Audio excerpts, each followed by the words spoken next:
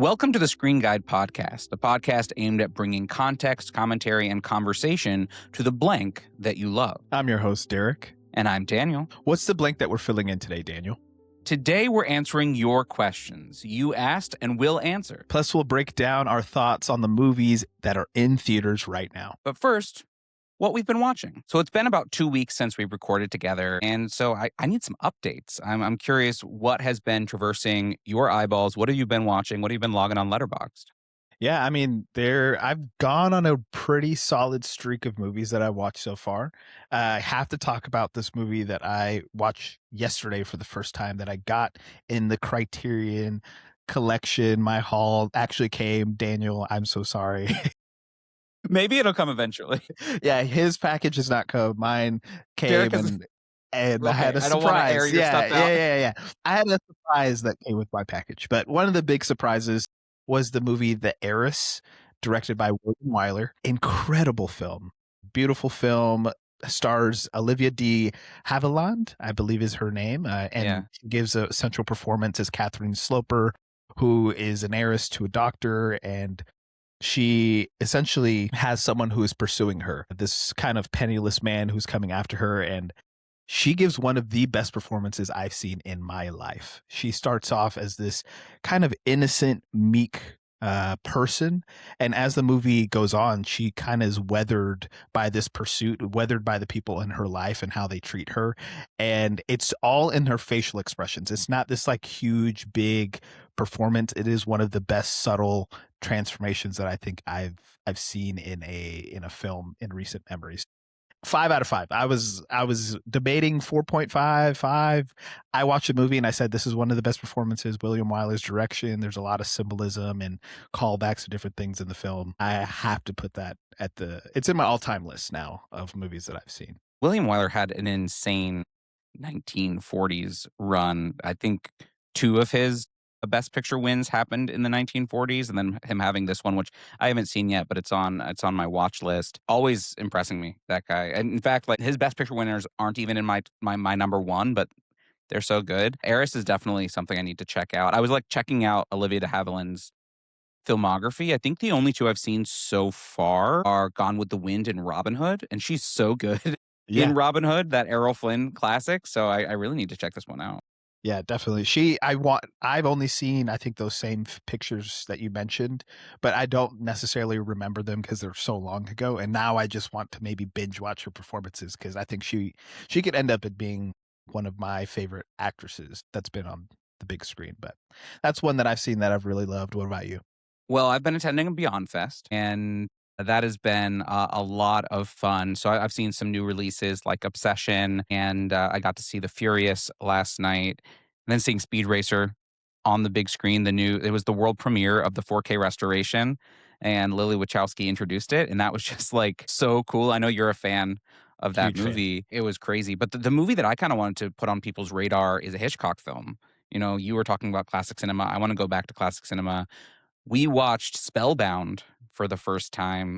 This stars Ingrid Bergman and Gregory Peck, and it's a film about psychology. So, like, automatically piques my interest as a therapist. But it's like 1940s psychology, so it feels very backwards, even though they had like a psychologist on set to make sure that they were following the letter to the law. The part that really stood out to me is there's this dream sequence inspired by Salvador Dali in the middle of this film. Initially, apparently, it was like 18 minutes long. The final cut only is 2 minutes long, and they've lost the other 16 minutes, unfortunately, which is just one of those things that breaks my heart whenever we hear about lost footage, because those 2 minutes are some of the most interesting Hitchcockian filmography, like filming, that I've ever seen. And I know he was less involved in that part of the film, but it is so cool. We got like eyeballs and melting clocks and curtains made of these like peering eyeballs imagery. And they are trying to tie it into like what happened to this character in his childhood. And so it's using kind of like mumbo jumbo of science, of psychology. But it was a lot of fun. And I've been trying to watch all of Hitchcock's filmographies, and I'm about 24, 25 deep. And this kind of sat right in the middle, but it's so cool. Yeah. Where does it rank in your Hitchcock rankings? I know you normally have that right off the top of your head. This is number 13 of I can tell you, I 24. can tell you, I Yeah, this is not something I memorized, I just had to look it up. I have it at 13, so between Notorious and Frenzied. I just said 13. I don't You know if just you said noticed you that. know I me did. well. You Yeah. know me well. I Yeah. know how Hitchcock, I mean, he's one of your favorite directors and Yeah. has greatly, I think with the movies that I see that you enjoy, I can see some of that Hitchcock influence in that. So I'm Yeah, excited to 100 check out Spellbound. a lot of my favorite directors like De Palma or Park Chan-wook are definitely kind of inspired by this guy. I don't see it going like these other ones that we have left. I don't see them going near the top. I don't see them going near the bottom. It feels like we've really left a lot of the middling ground ones left. I don't see anything going below Torn Curtain and anything above Dial M for Murder, but we shall see. We shall see. Well, another movie that I was also able to watch is Duel, directed by Steven Spielberg. I'm joining the train with Daniel and Lewis and Michael talking about Steven Spielberg movies. He's actually one of my most watched directors, and I never saw his first feature. I put that in quotations because it's a TV film, but Duel is insane. I mean, a psychological thriller about being chased essentially by a 40-ton truck is insane. But I think the way this movie works in seeing how Spielberg already has kind of mastered the sense of horror, the sense of psychological terror, the camera choices. I was like, I see this playing out in his later works. And I think he was 24, 25 when this film was created, but it just is a simple story of being chased by a truck and it turns into this kind of cat and mouse running for your life film. And I really, really enjoyed it. Yeah, it's like if Jaws was a truck in some ways, this kind of like barreling toward you feeling. I just think it's crazy that's a TV movie. When we hear about these TV movies and then I compare them to the streamers of today, we used to be a proper filmmaking country in some ways. That movie is so good. And I think we can announce here that come June, once Disclosure Day is coming out, we're going to get Michael and Lewis on the pod to kind of talk about this adventure. We're doing this for a live stream that we're going to be doing, but then after the live stream, we'll have them come on, both talk about Disclosure Day and what it was like to watch every single film in Steven Spielberg's filmography, which I'm 10 deep on my watch slash rewatch. It's a lot. It's daunting. He has some really high highs. One of the, like, I think one of the best directors of all time. And then some of his lows are pretty low. But I also watched Duel over the last 2 weeks, and watching that and Sugarland Express, his use of space, his use of road to create these feelings of suspense, these feelings of dread. I don't know any other director that's really done that besides George Miller. Yeah. And the way he even embodies and uses sound as well in his films and kind of sharp sounds that kind of come out from nowhere, orchestral at times, and how he infuses that. I mean, I straight up was like tight fist the entire time. I'm like right here, just I feel like something is about to like a car is going to come out the TV or hit my house watching this film. And I'm excited to do this journey, like you said, figuring out how he is taking each element from each movie and really stacking upon his ideas to create what will be Disclosure Day. Who knows if it's Close Encounters Part Two or if it's a whole different thing that he's trying to tackle. But I'm really excited for that journey. Yeah. No, I think it's really going to help us be able to talk about this director in a different way. As soon as you watch more and more of a filmmaker's filmography, you get to see them in a different light. And Spielberg is one of those directors that people generally think about as either a children's director, thinking about E.T., thinking about the wonder in Jurassic Park, or a blockbuster director. And so getting to see him, the whole picture of him, I think will both help us watch Disclosure Day, help us when on our rewatches. Like already watching Close Encounters with the knowledge that we have in the Fablemans makes that film, it kind of fleshes it out a little bit more. And so I see that happening as I watch more. Like BFG, I think, is the next one I have up. And that one, maybe I'll like it even more now that I've watched a bunch of his other films. Maybe it'll jump up in my estimation right now. I will say it's my lowest on my ranking, but maybe this time I'll be blown away by Mark Rylance's performance. Yeah. I mean, Spielberg, Believe, you could fact check me, I think is the most congratulated or most said name at the Oscars, like above God, which is crazy. But I think also watching his filmography will help me get a better sense of why other directors and other people really love. I understand it as a person who is a fan myself. He's my most watched director, but I also want to go on this journey to understand these choices that he's making as a filmmaker really translate to so many of my other favorite directors that are working today or have worked in the past. I think Spielberg is someone that a lot of people look up to, and I think it will only help me understand even my favorite directors more. Yeah, watching Jordan Peele, watching Coogler, I guess watching Hamnet. I mean, he helped make Hamnet. Yeah. Th There are so many people that have been inspired by this man, not just the blockbuster directors. One of my favorite conversations was between Denis Villeneuve. I mean, I said not just the blockbuster directors and then Yeah, jumped kind into of another did he? blockbuster, but the conversation between Denis Villeneuve and Spielberg talking about Arrival versus Close Encounters and how they've inspired each other and both of them complimenting as like the best two Close Encounters films that have ever been made. And I'm not going to disagree. I mean, we just had that. I guess we're going back to space Yeah. already, even though our last episode we were just there. But it's gonna be a fun project. We'll probably be checking in on the podcast before then to talk through that because, I mean, there's 30 something films. So as we check in on what we're watching every week, there's no way that we haven't watched a new one because there's a bunch I have to fill in. Haven't seen Bridge of Spies. I haven't seen The Post yet. Very excited to see The Post. I love journalist films, so stoked to see The Post. I know most journalists really love that one. There's a bunch of kind of blank spaces I have to fill in, plus some rewatches. Like I can't wait to rewatch Tintin. I'm excited to rewatch Lincoln. Are there movies that you're excited to watch for the first time or rewatch on this journey? Yeah, I've never seen Lincoln. I've never seen Bridge of Spies. Like, I don't wanna say I'm excited to watch Schindler's List because 'cause I'm not excited, but I have been meaning to rewatch that movie for a while now, Yeah. but I always put it off. I'm like, I'm never in the right headspace, I'm never in the right mindset. I think this will help me to do that and push me to do that because I think it's a film that I think is very important, but I need to do it. So, those are some of the films that I think will, uh, get me excited to watch once I don't I This don't is where you're know. at. You've kind of like backed Look, yourself into this corner. I will say we did the rewatch of Schindler's because oftentimes we have to carve out you have to carve out like 4 hours for a movie like that so you can like have a bathroom break if you need to. We did the rewatch. It really landed. The last time I'd seen it was probably high school, early high school, so almost 20 years ago.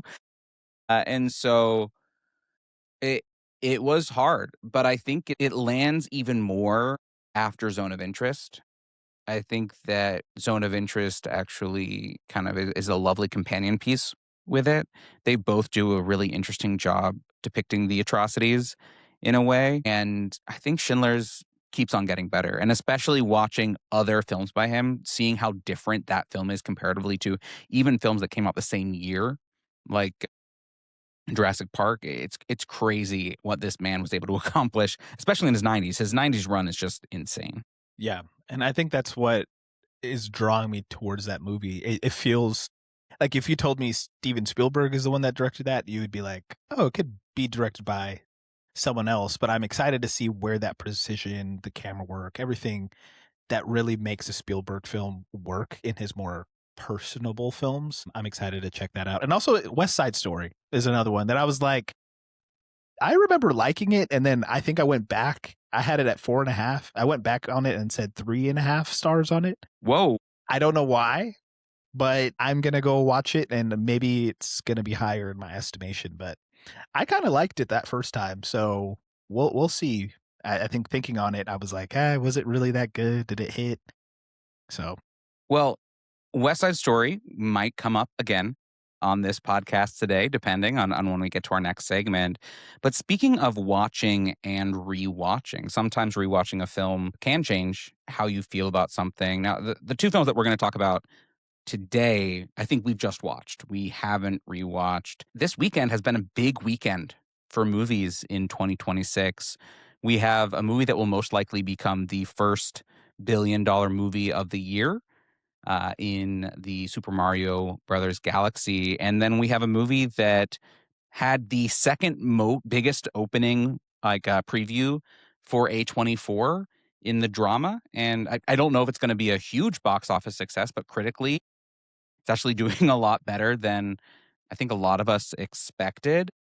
I haven't seen Super Mario Galaxy. I know we talked about it on the podcast last time that we were maybe gonna cover that and video game movies. I think we're gonna have to wait for maybe Zach Krager's movie Yeah, that's gonna be coming out Resident this Evil. year, to maybe talk about best video adaptations, but you did see I Mario did. Galaxy. Can you tell the folks, at home how good, how just amazing this movie is? Y'all, you can skip it. You can skip Super Mario Galaxy. Let's be real. Okay. I tell people I'll never yuck someone's yum. Yeah, If that's very this is kind. what you want, this is what you like, I'm not gonna hate on you for liking Super Mario Galaxy. I didn't go into this movie wanting to hate it. I actually was okay on the first one. Yeah, which people do. People watch this and they're like, "I want to hate on it." I am not eager to just crap on this movie.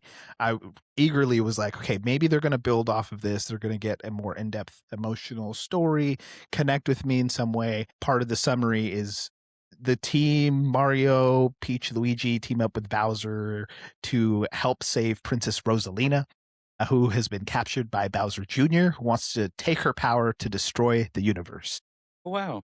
And in theory, I'm like, okay, that's exciting. We're gonna maybe traverse across the Super Mario Galaxy. I'm was a lightly Nintendo fan, so I kind of was excited to maybe see what this world is gonna do and maybe some of the Easter eggs. And that's kind of all this movie is you're traveling across the galaxy and it's kind of placed in different video game levels with different Easter eggs, with different characters, and none of it really connects. You build on something, and as soon as you maybe have some idea of, Bowser is in this movie, maybe he's finally coming to a realization of his not humanity, but being a good person. They quickly abandon it. They say, Okay. you know what? We're not going to actually delve deep into his character in that way. And they do that throughout this entire movie where it's like, oh, here's this character that you should be excited for. There's this level of a video game. Here's this cool animation. And ultimately, this movie just does not work for a casual fan. Maybe if you're a big fan of the franchise, you might have some interest in it. But I think I was sorely disappointed, and I went to a press screening, so I was like, I'm glad I didn't spend any money on this. No. Because I do here's my other rant on maybe Super Mario Galaxy is people have come and said, "Why are we critiquing a kids movie? Why are we critiquing something that is not made for an adult or made for me and Can't you just mine?" have fun? Is like, Yes. can you just have fun? Can't you just have fun is the critique. And I'm like, I understand that, but also we should demand better. Like there Mm. are movies that have come out even this year, like Hoppers, which I think is a better film, Goat, which some people are more middling on than me, but I think are better crafted and have something to say, but also take some risk creatively that I want this for the Super Mario Galaxy. So I know they're going to keep making more, which I think is also part of the reason why I'm like, I can say this isn't good because I want you guys to work on these things for the next movie. So if I do watch it, it's not just this kind of marvelification of we're just building each story to make this bigger. It's Super Smash Brothers, I think, is what they're trying to build towards. I don't want that. I want a good movie, each one to be solid, for me to be excited, and that's not what we're getting right now. And I think once again, we should demand better from our movie studios. We shouldn't just settle for this isn't slop, but I'm Second not. episode in a row where we're saying the Yeah, word slop. yeah. I'm not gonna say I think the animators, especially this animation, is great, but the story needs work and not just to sell products. And I feel like that's what this is doing.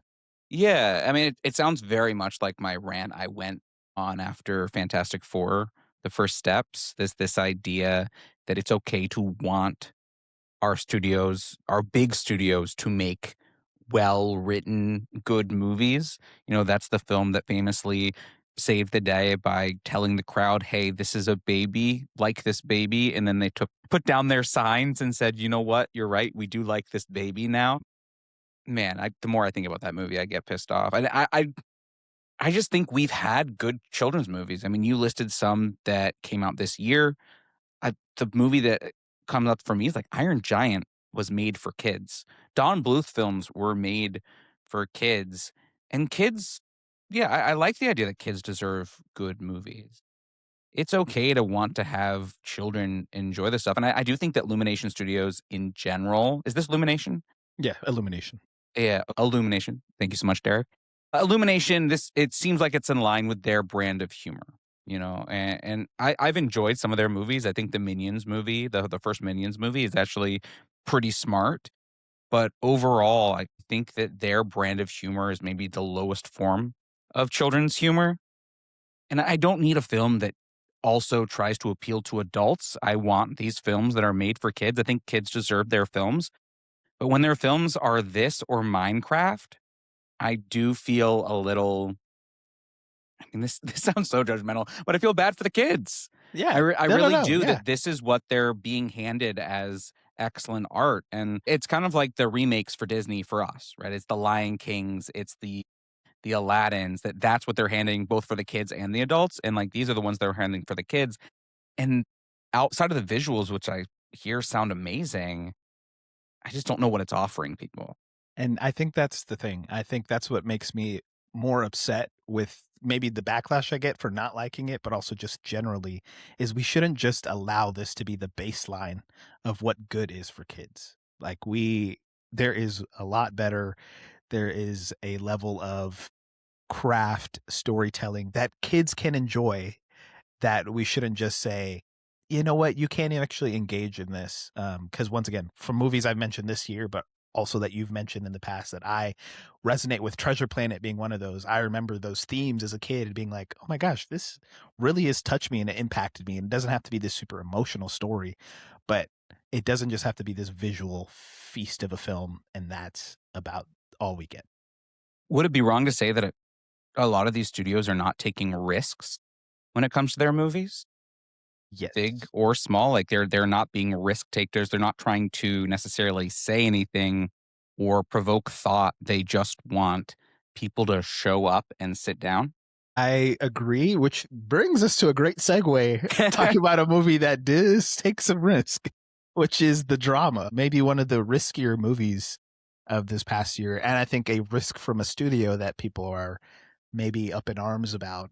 But The Drama came out this week, like you said, projected to make more money than people thought, has been well received, I think, for the most part. I know there are people who have rather bad thoughts about the film and maybe are say it's in poor taste, which I think we'll get into some of those allegations and things here. But what are your overall thoughts on The Drama? You've seen it once. You got to see it early, I did. uh, and so I wanted to hear what are your overall thoughts on the film? The drama is an extremely uncomfortable watch experience that is well worth the watch. Now, this is a film that, since watching it, has created some really interesting conversations, both online and in person. And it's a film that has grown in my estimation. Now, before we talk about the film, I think it would be in poor taste for us to talk about the film without talking about Borgley and his history. Borgley is, you know, as a filmmaker, a provocateur. He loves to make movies that make people think.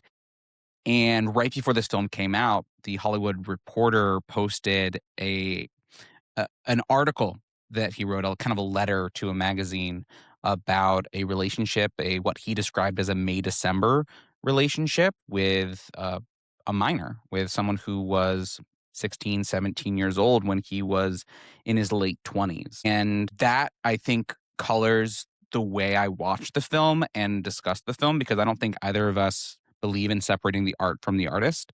It is in the text, and he makes it a part of the text. His first film, A Dream Scenario, or his second film, Dream Scenario, talks about cancel culture, right? It is all about cancel culture and what the public's perception of someone would be. And this film is about kind of private cancel culture, the individuality, the moral absolutism of the people that are in your close circle when they learn something about you. And so both the Hollywood Reporter article and the text of the film all require us to talk about this director within the lens of a person who maybe has some things that he's afraid people might find out about. I mean, now even in that article, he's like, "Well, my friends knew, but I decided to listen to, Woody Woody Allen Allen, yeah. instead." And so I just wanna say I completely understand that people decide to sit out on this film. For me, when I say don't separate the art from the artist, that doesn't mean that we don't watch film by bad people, because I think bad people can make good art. But I do think we talk about it within the lens of their actions. And so I just wanted to put that out there, because this is not a question about legality, right? In his country, the age of consent, we don't have to get into that, but it is a question about morality. And just because Pineapple Express made a whole joke of the kind of relationships like this doesn't mean that relationships like this are okay. And so again, before we talk about the movie, which I think the movie is good, I think that that is something worth mentioning, talking about, not ignoring. No, I agree. I think it's a lens that you watch the movie through, and it is an important one to go in and say, these are things that this director has done. And as you watch, we're talking about Spielberg and how we watch his films, and not just as a personal, as a person from Spielberg, but even his movies. As we watch more, we understand more of his films and understand more of the choices he's going to make in his films. And the same could be said about here with Borgley. And I mean, it has colored the way that I've seen this film, and I watch it because there's definitely parts in this movie that you're like, that was a choice, and I think you're trying to say something from it. I think part of direction is, as a director, you are controlling direction. You are the one in charge of what image you want to portray and ultimately come out from that, and what themes you want people to leave with. And so it is a active thing. It is not a passive like, and things you can read into whatever you want, but I think as a director, I can read specific things about this movie that say, I think Borgley's trying to say something about his personal ideals, and I find that to be icky in my sense. I read that and I watch it, I'm like, ugh. Once again, it makes me uncomfortable, and it also is like, I can't just turn a blind eye to that. That would be a moral hypocrisy on myself to say, I see it, but it doesn't matter. I think it does matter, but also I can speak on it in a way that is from an understanding. Yeah. Well, there's layers of discomfort to this film. There's the discomfort that the director is attempting to make you feel, right? The intentional discomfort that comes from the subject matter of the reveal, that comes from some of the editing choices and the way that the characters discuss the reveal. And then there's the discomfort we bring from our knowledge of the director. And this is not the only director throughout film history that has made a good movie that is also a bad person. We could do a whole podcast about good movies by We bad probably people. won't. We We probably won't. probably won't, Don't wanna get but into all that. this is the latest. And, I think it's a movie worth talking about, especially in regards to the question of what kind of subject matters are on and off limits. A lot of people, as you said, talking about this movie in the lens of, is this something you are allowed to talk about? And I guess that's a question for you, Derek. Should we reveal to the audience what we're talking about, right? Because we're tiptoeing around what the big reveal is. When both of us went to the screening, the studio said, hey, please don't reveal it when you talk about it in your initial posts. But I feel like it's hard to talk about in the long run without Emma's reveal, without this character's kind of reveal of the quote unquote worst thing that she ever did. Even though the film, to me at least, and I think to you as well, is not about that reveal, it's about people's reactions. The reveal is kind of like a siphon or a cipher for just society and society's reactions. But I'm curious. I think that it'll be a more fruitful conversation if we actually name the thing. Yeah, I do think we should name it. And so spoiler alert, Oh, we'll there we go. also, Spoiler. this is your spoiler warning. Boop, boop. On YouTube, we'll also maybe put like a marker here or People just have to been say, requesting markers, by the way. I okay, saw a comment. They were like, hey, can we get I'll some put in the markers? work. That's on Yeah. me. That's on me. I'll get on that. But I do think to name the thing is going to be very helpful and fruitful in this discussion. But I also will say, if you're listening to this and you don't want to skip this part, I don't think knowing the reveal is going to hurt your experience per se. It's not a twist, it's just a reveal, I think is a better term for it. I don't think it will completely squander your experience going into it, Not at all. if you watch it.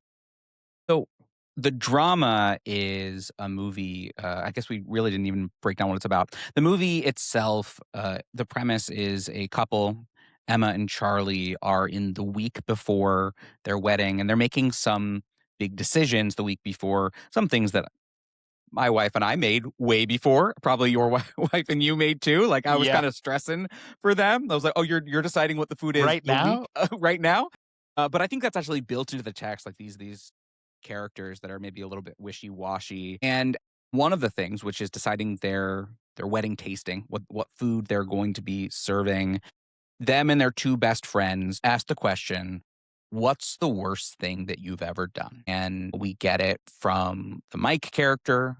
We get it from Himes, what's her Rachel's Alana, yeah, character. Rachel. Yeah, Rachel's character. Charlie kind of, I mean, ignores the question basically, kind of gets around it, and then we get to Emma's big reveal. And it's a big one. The big reveal is essentially that she has thought about plans to commit a mass shooting in her youth. So when she was I forgot if it was middle school or high school primarily It looked that like middle she school, at least from middle the age of school? the character. So in middle school, she had these thoughts of a mass shooting, and we kinda have, I think, some back the flashbacks to those moments there, and we get to kinda dive into that, and everyone is shocked. Each one of them has kind of a different reaction. Rachel has a reaction that is just so harsh towards Emma, towards Zendaya's character. I mean, she's the main villain in this story to me, and how we should read into it, I think, for me. But even, Robert Pattinson's character as Charlie is also taken aback from this, and every one of them is seemingly just caught off guard, and even as an audience member, you're kinda like, "Whoa, this is what we're getting into." Yeah, I mean, and the question of the main villain, maybe it's Charlie. Maybe it's That's Charlie and fair. his reaction and his care about people's reactions to this news, right? He's very, very worried about perception. And that's what this film is really curious about, is about other people's perceptions, and as I've been talking about it, about that kind of idea of moral absolutism, the idea of this thing that you did, whether it is the DJ doing drugs on the street or Emma planning something, being the worst thing in the world. And it's coming from characters that have also admitted horrible things, right? There's our friend JDX made a whole video about how Rachel's horrible thing, quote unquote, is worse than Emma's. And Rachel's actually did cause harm versus Emma's didn't cause harm. And there's like these, levying of sociopathy or psychopathy. There's a lot of judgment being laid around, and the whole second act of this film is centered around Charlie spiraling around this information. Because overall, I would say the drama is, at least in my point of view, more Charlie's movie than Emma's. I think that Robert Pattinson turns out to be more of the main character than Emma's. We're more in Robert Pattinson's point of view. Zendaya's, we even know what Robert Pattinson does for a living. I couldn't tell you what Zendaya does. She does Right. computers or books or something. Bookstore owner, cafe owner, or part of that, something like that. I guess, but I also don't think that matters to Borgley, right? Like I think Borgley, these are not characters really to Borgley. These are pawns for a greater point of point of view. And the point of view is something that I've been sitting with a lot, of like this non-American making a film that, because it's centering around mass shootings, feels deeply American. He even has the Robert Pattinson character address this. And I do think the reaction to the film, especially, it is pretty American, right? This idea of you can't joke about this thing is coming from a very deeply American. When I say American, I'm talking about like United States point of view of centering our trauma or our history with this as a thing that should be off limits. Yeah, and I think I'm on I side is a strong. I don't wanna side with What are you siding with? I'm not siding with anyone. But I do think, would this be addressed, or would this be a conversation if it wasn't for someone with an outsider's perspective to come in and say, "You know what? This is maybe an issue that I see, and I want to maybe try and tackle this subject matter in a way that is, it's dark comedy. It's could be out of poor taste for some, but I think we have so become accustomed to this. Like this happens almost every day, and I think that they try to address that in the movie, and I think that could be a fault of the movie for not getting deep into it, and is also not really what Borgley's trying to get at. But at the same time, I think one of the things that I've been doing on is this idea of radicalization. And Mm, Emma's character was deeply radicalized as a young person. And one of the things that Borgley does is also talk about what helped her to de-radicalize, but also how are people's perceptions of even being radicalized in the first place? Like, how could you actually get to that place? But she is one of the characters in the movie that I think is the most well adjusted to a degree in having worked through that trauma, having worked through those issues in her life. And I think that's something that's there in the movie that I was like, oh, okay, that's a very interesting thought. I wanted him maybe to dive into that a little bit more. Once again, it's not about Emma and her full story, but I think it's there if you're able to read into that. And I think that's a really important question. Once again, I don't know if people are wanting to talk about because it's deeply unsettling to say, how did she get there in the first place? right. And they don't do a good job of lobbying that up, but I think it's there. Yeah, I mean, it does feel like, especially with how this film goes into the third act and the actual wedding, that this film's not about mass shootings or what makes a mass shooter. I think it's very clear in the idea, like, Borgley's not interested in Zendaya's blackness as something, or like her relationship to having a black father as a cop. Like, these are, no, wait, a black cop as a father.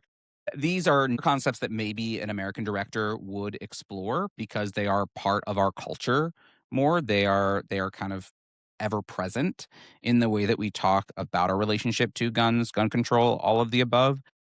Borgley, as a Scandinavian person, I just don't think has interest in that, nor maybe the knowledge point in that. I think radicalization is so interesting because what I like about the film is it doesn't use, like, this person was bullied, so this is why they turn out the way. Now they do kind of like show a few flashbacks right there, but it's really talking about the aesthetics, and I think the aesthetics Exactly. are real, right? Like, the aesthetics, the online, it goes back, it kind of, like, uses the DD approach of showing back, like, 2008, back, like, in a post-Columbine world, what would bring a child to be curious about this world, but again, it very quickly abandons this. It almost feels like it's there for the Zoe Winters joke about the shot list. That might be where the impetus of this secret came from, so that he can make that joke. But then I think it more gets into, Robert Pattinson's actions and his curiosities. And so if you have questions about should I go see this movie, right? Especially if you're worried about being re-traumatized, if you have history. Like, I had a follower who reached out to me, because I'm a therapist, so they were just like checking in, being like, "Hey, you know, I survived an active shooting situation when I was in high school.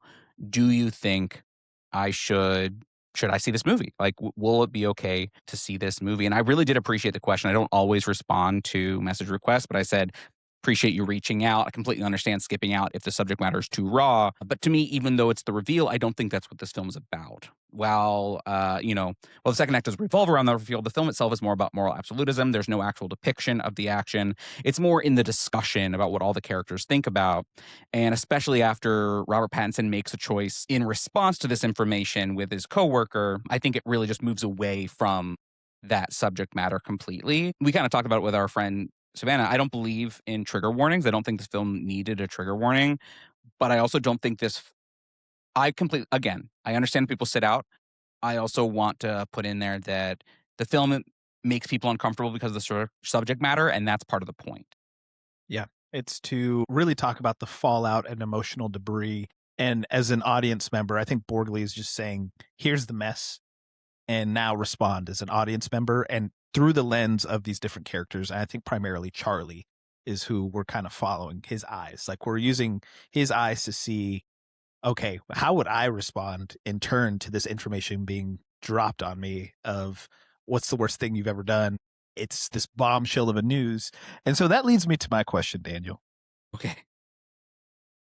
Would you Would you stay Okay, I or thought you would were you gonna ask go? me what the worst thing Oh, no, I've no, no, no, no, no, no, no, no. I was maybe leaning there, but, would you stay, I think is a I mean, that's kinda what this, conversation's about, and so I wanted to ask you and, taking away Miranda from the situation, or you could keep was her, if I was but gonna get married to Zendaya, would I stay? Is that what you're asking? No, that's why are crazy. we taking away my wife? What's Never happening mind, here?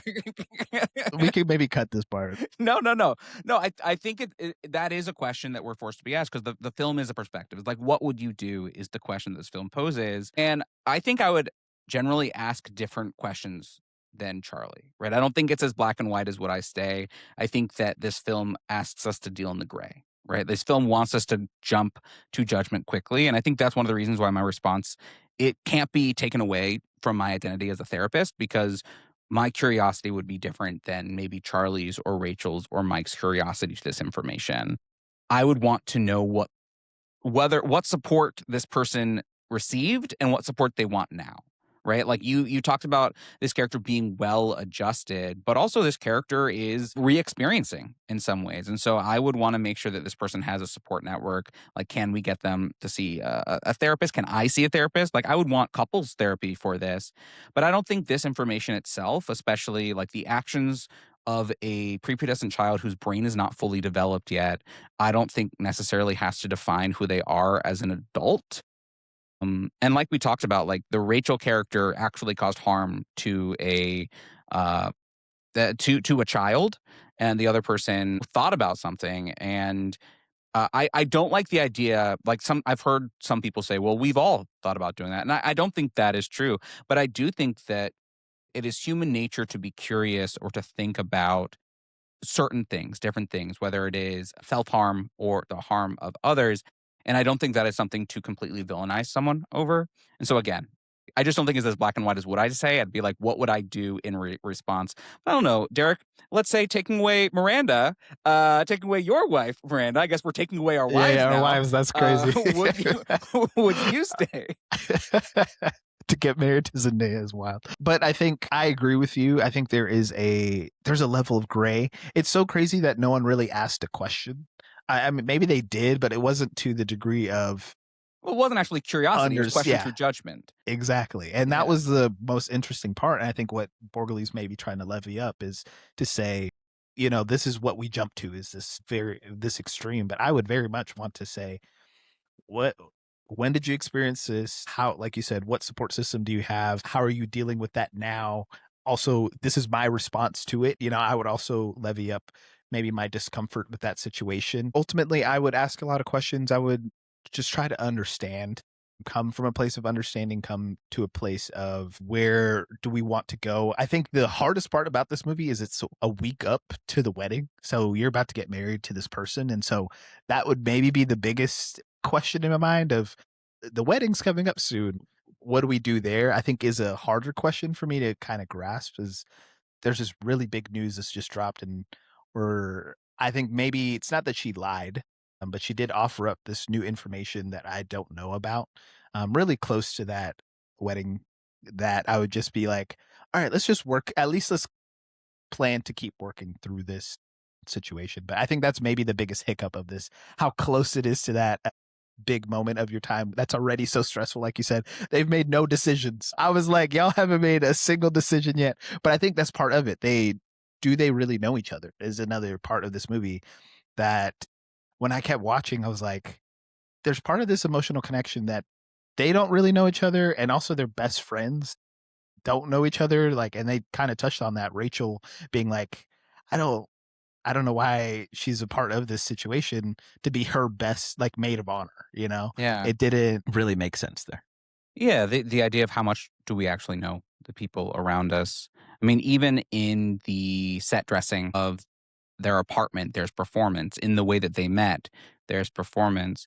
Now, I do think it's an interesting question of how much information do we owe the people around us or owe our partners, right? Like the question of, did Emma lie by omission by not saying anything about this, or is this just not information that Charlie needed, right? There are plenty of things in whether my current relationship or past relationships, where I don't need to know every single trauma that the person that I'm in a relationship has experienced. They don't need to know every single part of mine. Now, if there is information that I think that would help them get to know me more or would help inform our relationships, that is definitely information worth discussing.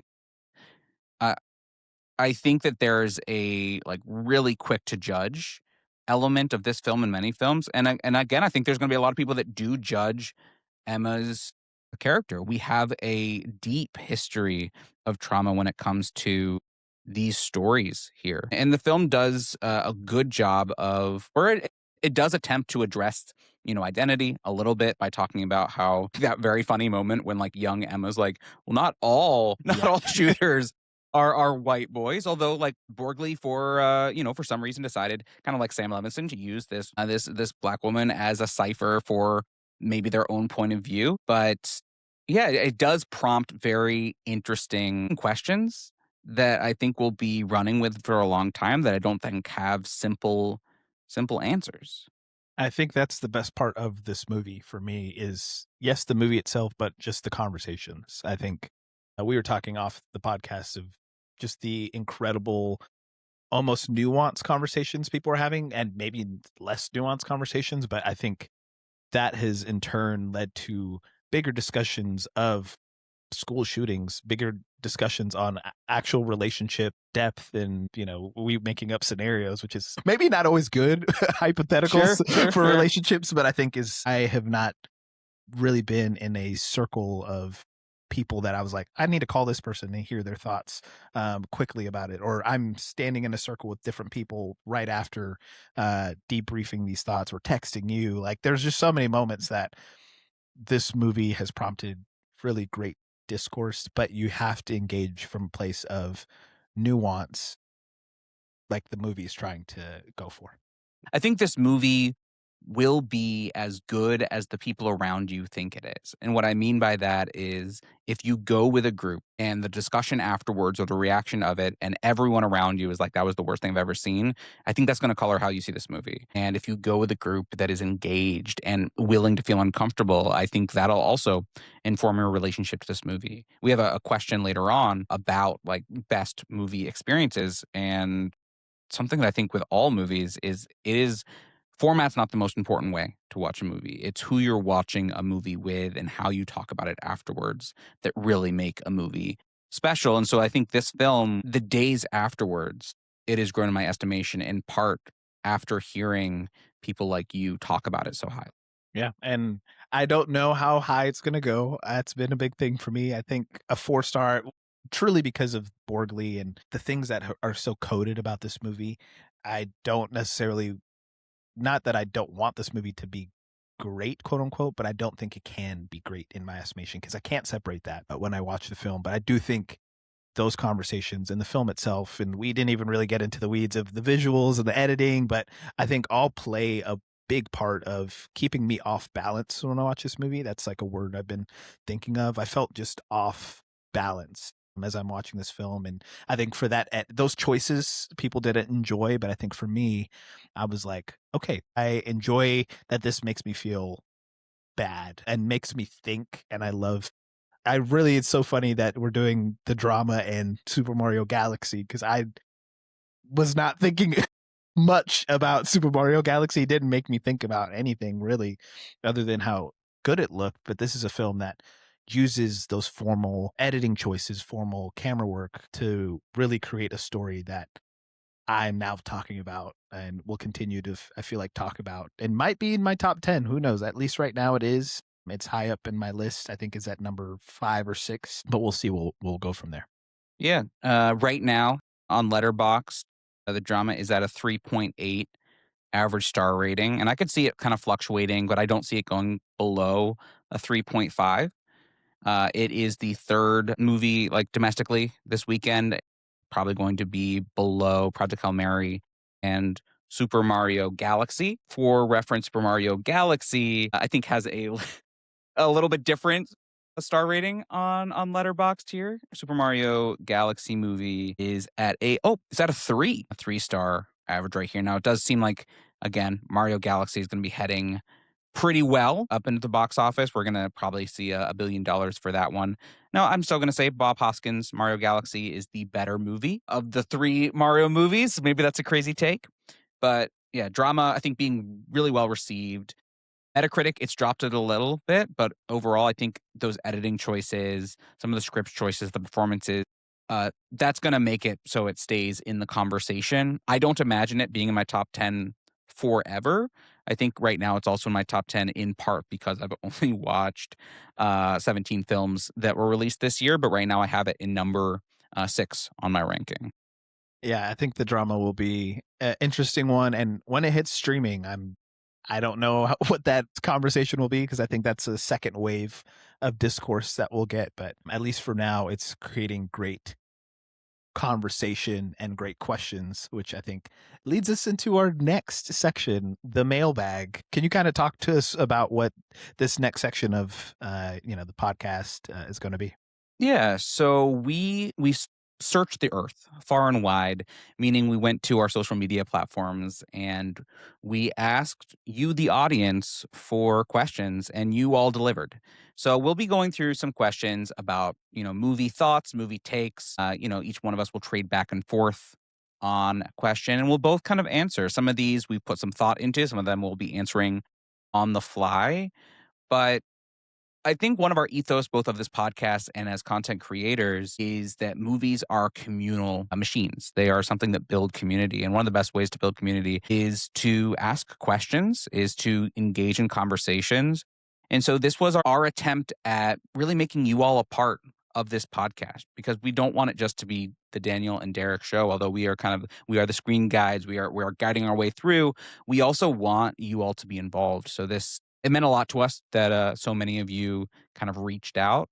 So we'll go through, we'll answer. Some of them will go in depth. Some of them might have really quick answers, and some of them I'll admit some of the answers I was like, that's I don't know. I don't have an answer there. So maybe we'll cut those. No, we'll talk through those. But yeah, we'll go back and forth. We'll talk through, and I'm just excited to hear from all of you and have that kind of engagement.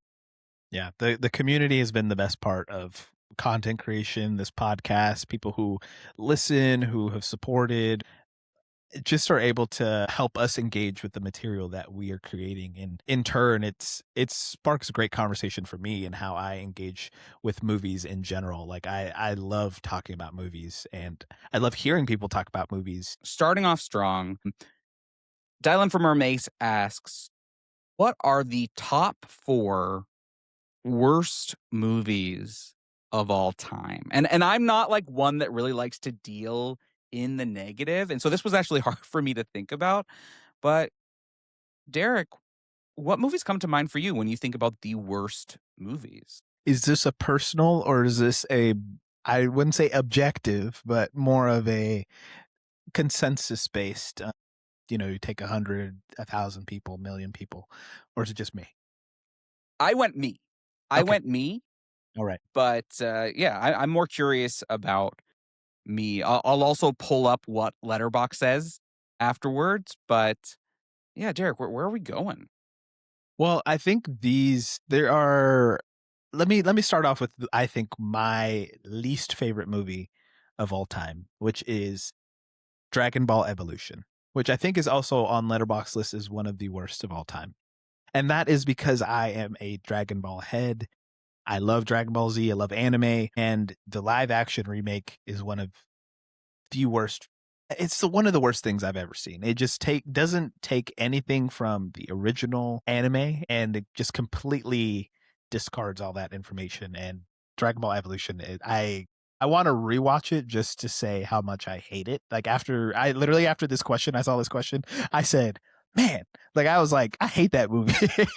And I once again, I don't deal in the worst things, or I try not to watch just bad things all the time. But I was like, Right. maybe to cleanse my palate of all the 5-star movies I'm watching, maybe I need to do that. So that's one of the 4 for me. What about you? I went with a movie from last year, The Electric State. This is one of the Russo's follow-ups from their Avengers movies. This is it wasn't initially made for Netflix, but Netflix picked it up film when I think either Paramount or Universal was like, "Nope, we are not gonna be releasing this in theaters." And it's the type of film where as soon as one of my favorite actors appears on screen, I get sad. Like Stanley Tucci appears, and I was like, "What are you doing here?" Giancarlo Esposito appears. I'm like, "What what are you doing here?" Stars Chris Pratt, stars Millie Bobby Bon Jovi, and I don't know if I can call it a movie. I really don't know if I can. And that's the thing about this question, why I think it has to be personal, is that many of the worst movies of all time I probably haven't seen. And so that's why I have to focus on movies that I've watched and movies that I also finished. Like movies like, maybe I'll take something away from you, but War of the Worlds from last year with Ice Cube, I didn't complete.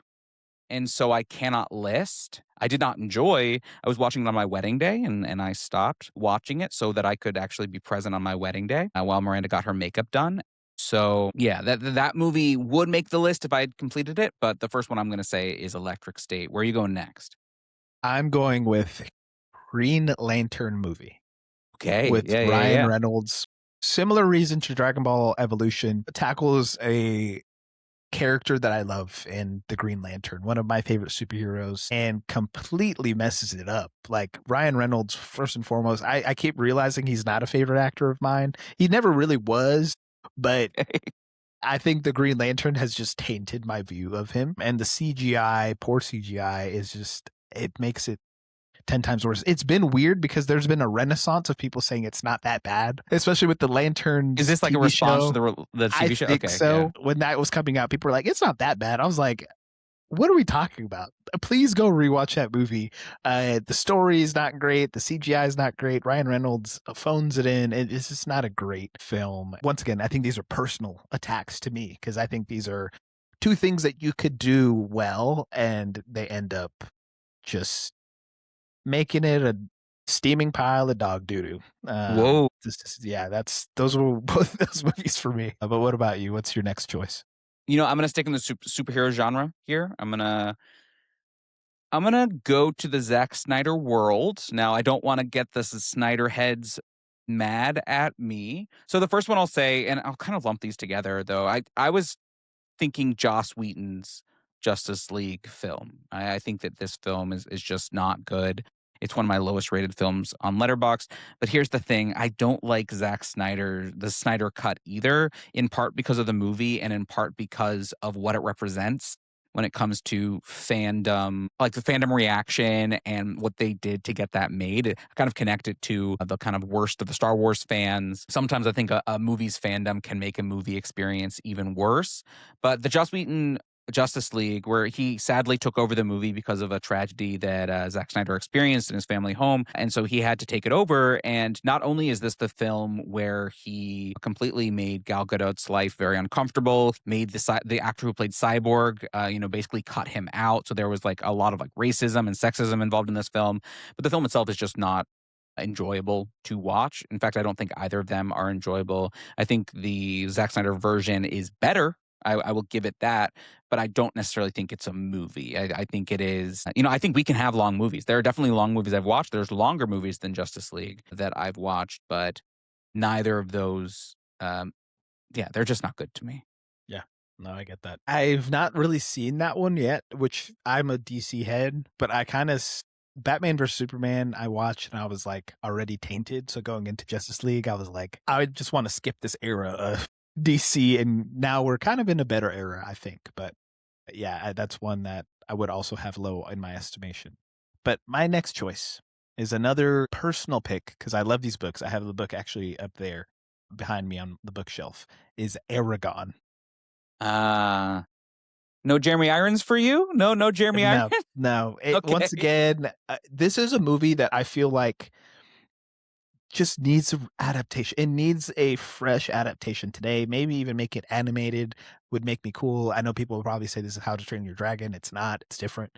But this is a book and story that I feel like has a lot of depth. I love fantasy, um, and this takes the hero's journey and crushes my spirit. Like when I watch this movie, I was like, the wind has is out of my sails when I watch this movie. I like don't enjoy it. The CGI is not great. Maybe it's just in a time where they're trying to make remakes and they kind of just rush the final product. And I think if they were should actually take time find the real story here, take some of those themes. I think this could be a really good talk about kids movies that work.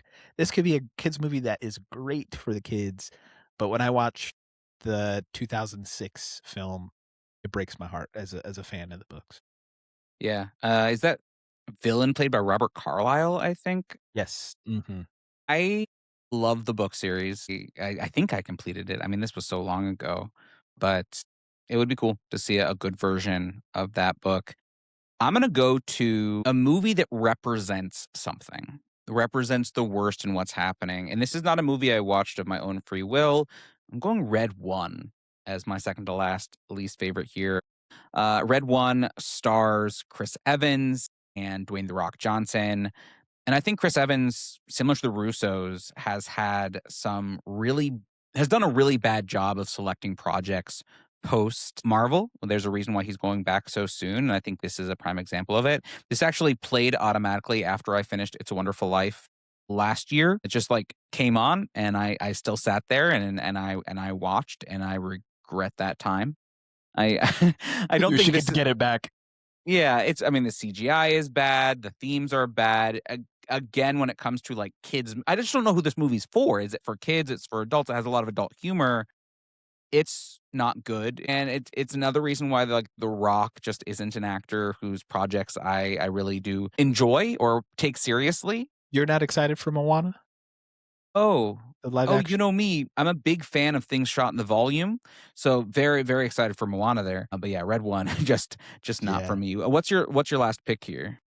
The last one, I think I wanted to be a little funny, Okay. but The Greatest Showman. Man, does that movie stink. I do not like The Greatest Showman, but I truly don't. Like, I actually, like, play around and say I don't like this movie. Musically, I think the music's great. I'm not gonna talk about the music. I think the music is very powerful. I'll listen to the soundtrack. As a movie itself, I'm, like, slightly offended by it because I think P.T. Barnum is a terrible person, and they make him out to be this hero of sorts. This is your drama. The drama a This little is bit. the You're like, drama the for me. Yeah, morals yeah, yeah. here The are morals not here. And good. also, like, the plot itself is very thin. He does something to his wife, or the wife thinks something, and they get back together instantly. It just is so thin in how everything, all the dynamics, and their couple, the relationships, and Zendaya and Zac Efron. Like, the movie is just bad to me. But once again, I actually yuck when people yum this movie. This is one that you yuck? this is one I will, like, straight up be like, let's talk about it. Let's get deep into why you really love this movie, because it's always the music. It always goes back to, I love the music, and I'm like, I get it. The musical sequences are great. Everything in between is just makes it a really bad experience for me. Yeah, I'm not gonna cape up for this film. Now, this is the second time we've mentioned this film. We're seeing a lot of callbacks in episode 5 here Yep. to previous movies we've talked about. I would say I like The Greatest Showman more than I like, The Greatest Show on Earth, the movie that we got it Yeah. confused for last time. But I think Basic and Paul are really good at the music part and then the scripts to a lot of their movies. Because I almost talked about Dear Evan Hansen here a little bit, because that movie is not good either. But the last one I'm going to say, I don't, again, not a movie. Movie 43 is my final offer here. Haven't seen it since it first came out. It's a part of that craze that was happening of like superhero movie, date night movie, or date movie, like all of these different movies that you kind of took the Love Actually formula of these intercutting, putting famous people in a movie, putting all the famous people in, and then just making jokes in poor taste with bad cinematography, bad writing, and it is not enjoyable. Now, it's not in the bottom 10 lowest rated films on Letterboxd, which I really thought it would be. no, no, no. I'll tell you that what those are. We got Winnie the Pooh, Blood and Honey, which is at a 1.1. We got Jeepers Creepers Reborn, starring Sidney Craven at 1. We have War of the Worlds, starring Ice Cube at 1. And the lowest is Dragon Ball Evolution at a Yes. point 0.9 stars. It needs to be lower. Like, why is anyone even rating it? higher than point 0.5, to be honest. Now, we just talked about the worst. Derek, can you let me know what the next question is to talk about the best? Ben Franklin asks, "What's the best decade of film and favorite film from each decade?" I think there's a lot there, but I There would is, and I don't say, know if we don't have to go in depth with each one of these films. Maybe we can yeah, like read the list so that we can get to other questions. I love that question of what's the best decade of film. I think we think about this all the time. Was it easy for you to narrow down to one? kind of actually. I think because I have a personal pick for my favorite decade and what I consider one of the best, and also what I actually think is the best overall. What would you guess? I feel like you maybe know my movie taste a little bit to know maybe what my favorite is, and then Yeah. I'm going back in history for you. I think that you do a really good job watching movies from like really engaging in a lot of movies from like the 40s through the 70s. And so like I'm going for you, but in the 40s and 60s range is what I'm thinking as one of your favorites. mine is the 1950s. Okay, okay, okay, Yeah, yeah. you were right in on the money though. It's a decade that I think some of my favorite movies, whether it's 12 Angry Men, The Cranes Are Flying, not just American made films, but I think even globally we start to see a push there. Really more in the 60s, but I think when I looked at my all-time list, I think the 50s is on average the one that I have the most of and also the highest rated of those films. But curious for you, I was trying to guess and I was trying to think because I also would go back in time for you. But I was also like, would you go so far back or would you go a little bit newer? So I had this range that maybe is 60s to 80s actually. Because I was maybe thinking you would go lower, but I was like, I think there's not nostalgia, but I think there's movies in those eras where I think you would love. So if I had to choose for Nostalgia. you, Like I yeah, was maybe born back, yeah, like I was yeah. alive. No, no, no, no. Not that, but I think you did it. You have seen movies from the past. Like I mean, you're like a classic film head to me. When I'm like, oh, what movie should I watch today? Like a noir. You're one of the two people that I know that have watched it. So Right, right. you put in the work there as well. So, but I think for you, you would maybe say the 70s? Close. I mean, you're on the money here. It's the 60s for me. 50s were close for me because the 50s have, 12 Angry Men, Vertigo. I have like 11 five-star films in the 1950s, but for me, the 1960s are just unimpeachable. My favorite Best Picture winners are in the 1960s. I think 1960 alone is one of the best years of film ever with Peeping Tom, Psycho, The Apartment, Eyes Without a Face, all coming out the same year. And so like for me, it's hard to pick a year that doesn't like this has Sound of Music in it. This has Lawrence of Arabia in it. The 1960s represent a pathway away from the Hays Code. And I think we've talked a little bit about the Hays Code, and you've mentioned what it brought, like this idea of when you have obstacles, sometimes you can make better art. But the Hays Code was repealed in 1968, but by 1960 they were kind of trickling it out. That's why you see the transition away from the noir to the neo noir, and I just think the 60s represented a period of growth for cinema. I mean, this is the decade where we got the first film to talk about queerness explicitly in England with Victim. This is when Peter Bogdanovich started with Targets. We're getting some like Sidney Poitier movies coming to the head for the first time. So for me, the 1960s are unimpeachable when it comes to the best of the best. The thinking about like the stats that Letterbox gives you, I don't think the 60s have moved as my number one in more than a year.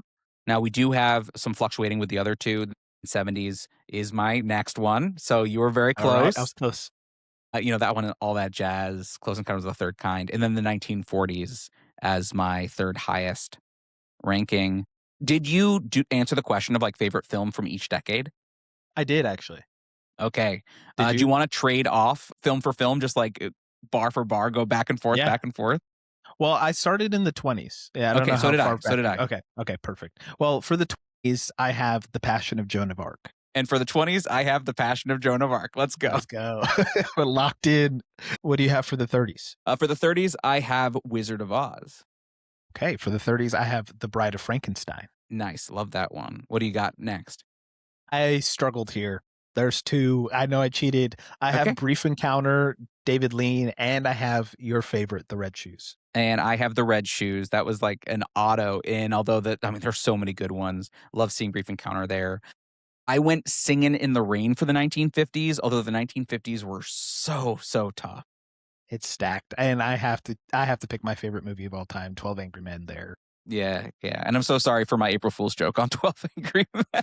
Wait, I felt like that was so pointed. I was like, you started off strong with 12 Do Angry you want Men. to know why I did that? So initially, when I was doing my top 4 for this month, I was going to do, because it's my 1 year on TikTok, I was going to do 4 best directorial debuts.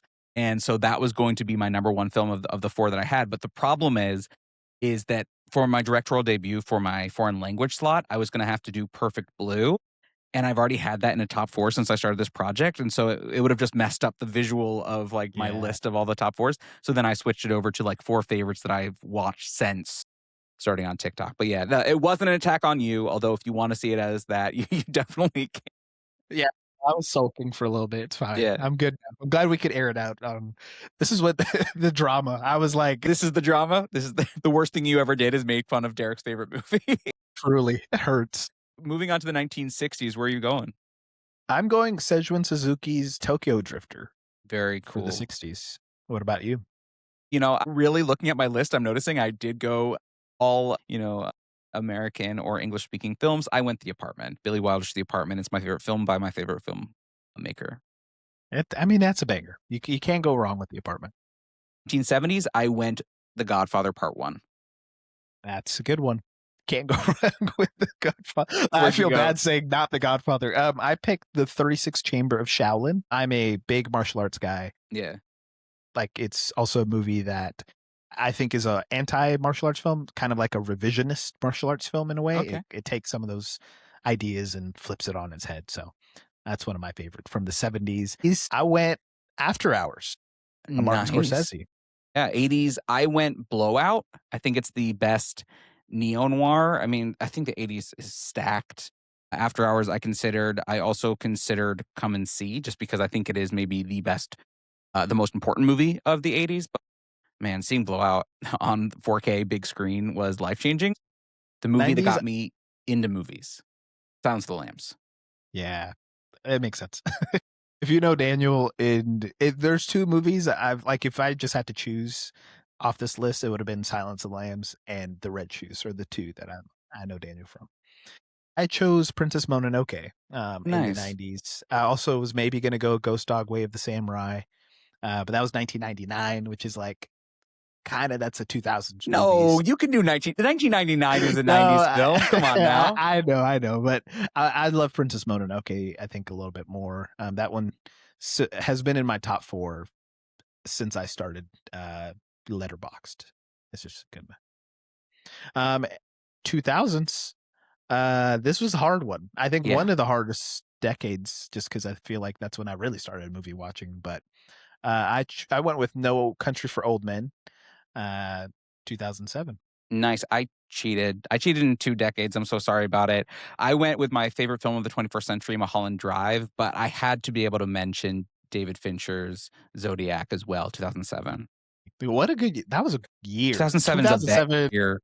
Michael Clayton, Zodiac, No Country for Old Men, There Will Be Blood, Ratatouille.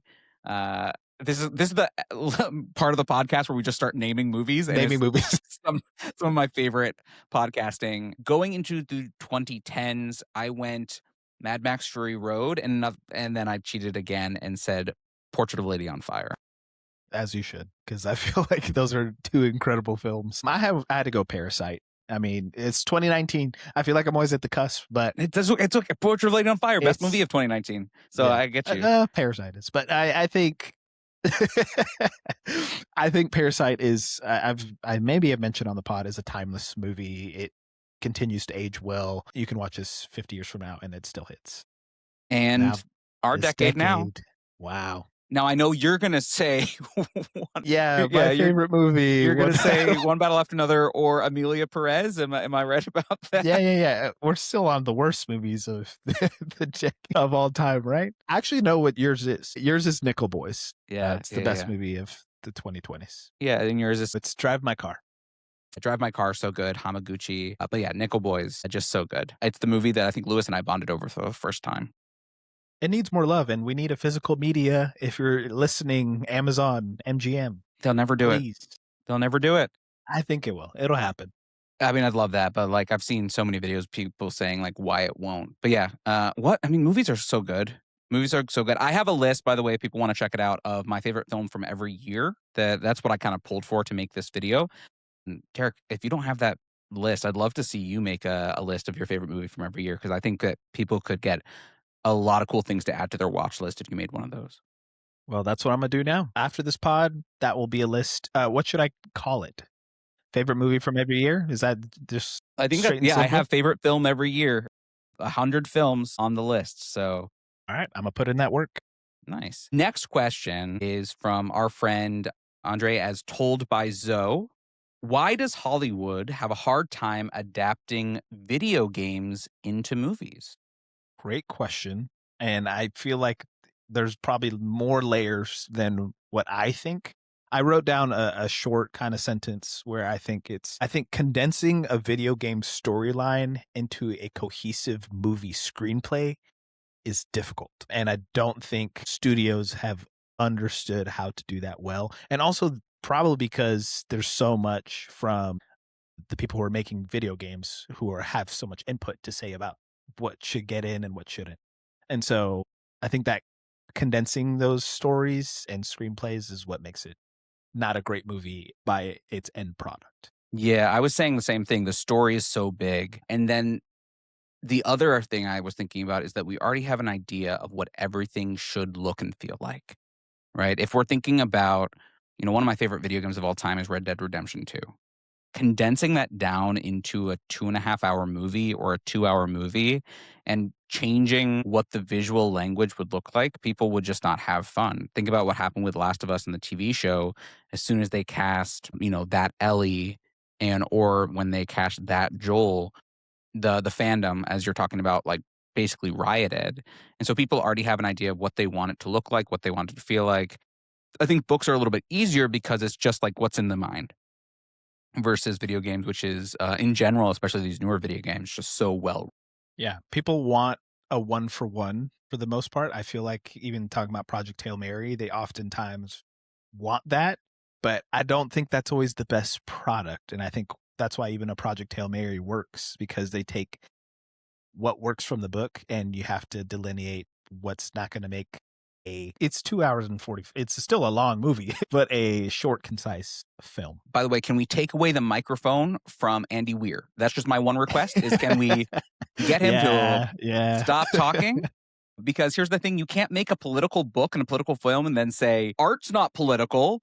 I'm sorry, did you read your book or watch your film? Stop talking. That keeps happening this year specifically. I don't know why.